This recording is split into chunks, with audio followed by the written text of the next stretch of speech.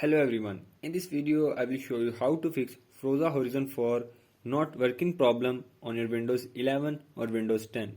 So to fix this issue, follow every step as I am showing in this video, and do not forget to subscribe this channel and also press the bell icon for the latest upcoming videos. Hope so this will fix your problem and help you a lot.